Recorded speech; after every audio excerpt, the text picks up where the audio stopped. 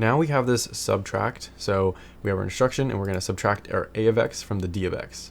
We know this is a register to register operation, so we can find where this subtract is. We have add here, we have jumps, we have moves, so subtract is down here. We have our operation sub, we have the destination source, and so that means we're subtracting the source from our destination and storing the result in our destination. Say register to register operation. And so let's look at this. We have register 1 to register 2, or we have register 2 to register 1.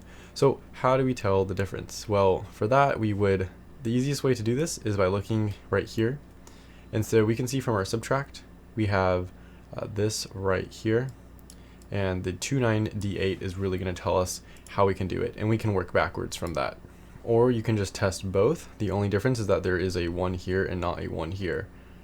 So I'm just going to assume, or I would, if I were just to start out, I didn't know the end result, I would assume it's register 1 to register 2, and I would try that out. So we would have 0, 0, 1, 0, we have our 1, 0, 0, and then we have our W.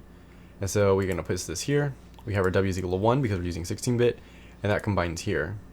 Next we have this 1, 1, so we're going to have this 1, 1 here. We have our register 1, so we're going to have to scroll up and find the register 1, which is going to be right here. And so our register 1 is a of x. We look for a of x, it's 0, 0, 0. Oh, so that's false. That means our register 2 is going to be this 0, 0, 0. And our register 1 is going to be our b of x, because the b of x is right here with 0, 1, 1. So that means our register 1 is going to be our b of x, and our register 2 is our a of x. Did not see that coming.